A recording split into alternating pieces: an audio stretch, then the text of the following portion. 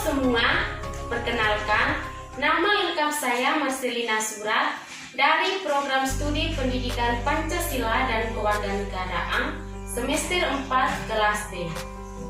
Pada video challenge kali ini, saya akan membawakan sebuah materi tentang tantangan untuk generasi milenial agar hidup damai dengan tidak mempertentangkan perbedaan yang ada, mengingat semboyan negara kita Bhinneka Tunggal Ika.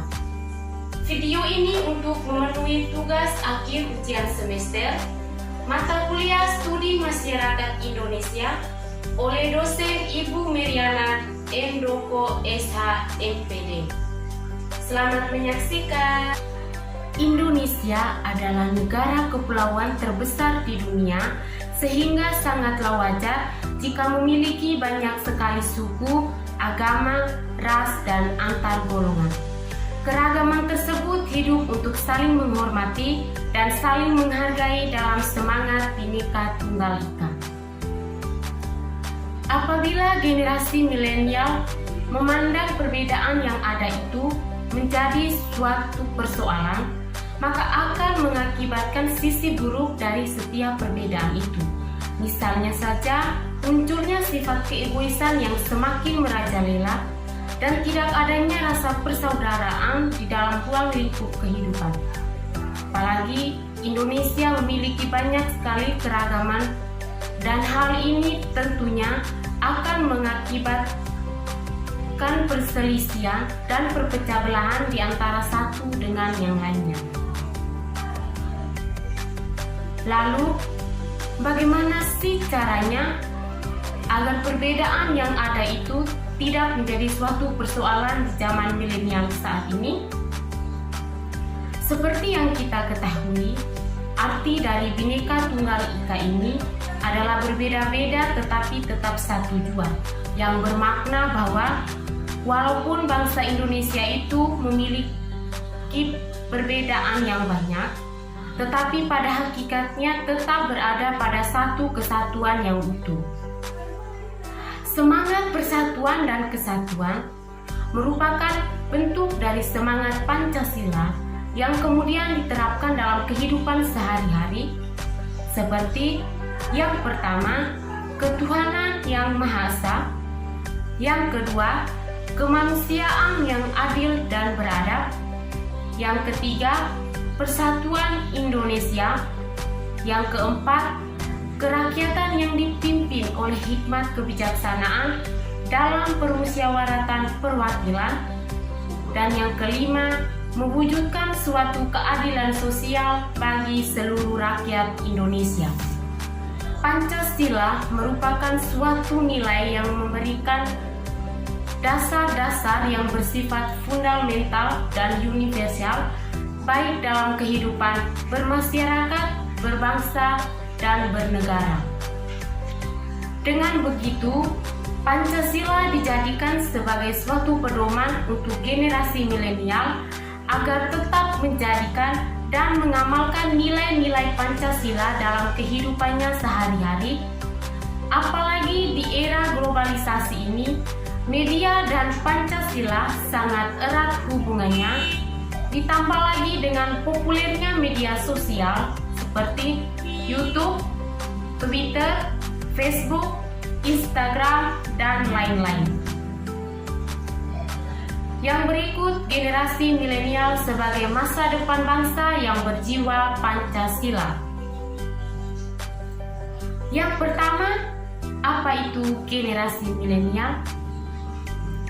Istilah milenial berasal dari dua pakar, yaitu dari sejarah penulis Amerika William Strauss dan Neil Howe dalam beberapa bukunya. Generasi milenial lahir pada kisaran tahun 1980 hingga awal tahun 2000-an. Artinya bahwa masyarakat yang umurnya berkisar dari 18 sampai 35 tahun diklasifikasikan dalam generasi milenial. Beri aku 1000 orang tua, niscaya akan kucabut Semeru dari akarnya. Beri aku 10 orang pemuda, niscaya akan kuguncangkan dunia. Begitulah ucapan para pendiri bangsa kita akan peran penting pemuda sebagai masa depan bangsa. Di masa globalisasi yang penuh dengan problematika ini, apakah generasi milenial sudah pantas memikul beban masa depan bangsa? Dan apa problem serta solusi yang harus dilakukan? Maka dari itu kamu harus tahu, masa remaja adalah masa di mana seseorang membentuk dan mencari jati dirinya.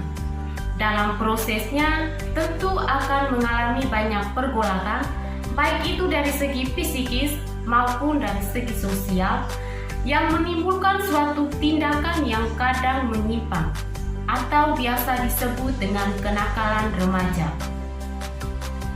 Terdapat beberapa faktor yang menyebabkan timbulnya perilaku negatif terhadap generasi milenial, yaitu yang pertama, kontrol dirinya yang lemah.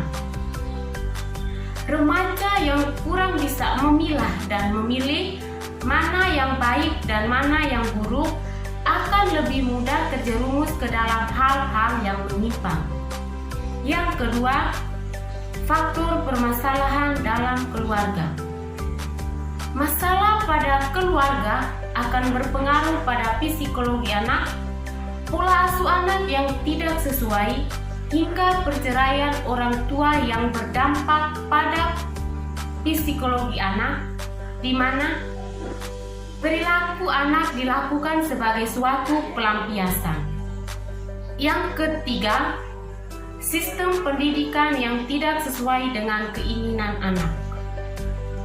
Penggunaan kekerasan dalam proses belajar oleh seorang guru hingga beban belajar yang begitu berat seringkali menjadi faktor timbulnya perilaku menyimpang pada seorang remaja. Yang keempat, faktor yang terakhir dan merupakan faktor yang tak kalah pentingnya, yaitu faktor lingkungan. Faktor lingkungan ini merupakan faktor di mana karakter seorang remaja itu dibentuk.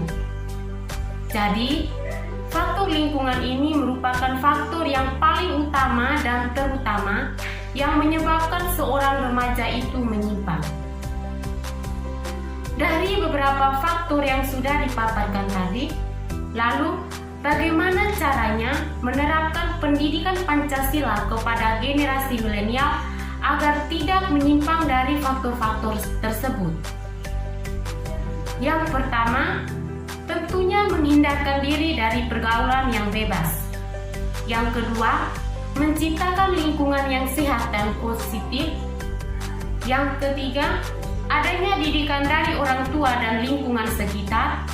Yang keempat, memberikan wawasan yang seluas-luasnya kepada generasi milenial. Dan yang kelima, meningkatkan pendidikan kewarganegaraan. Sekian materi yang dapat saya sampaikan.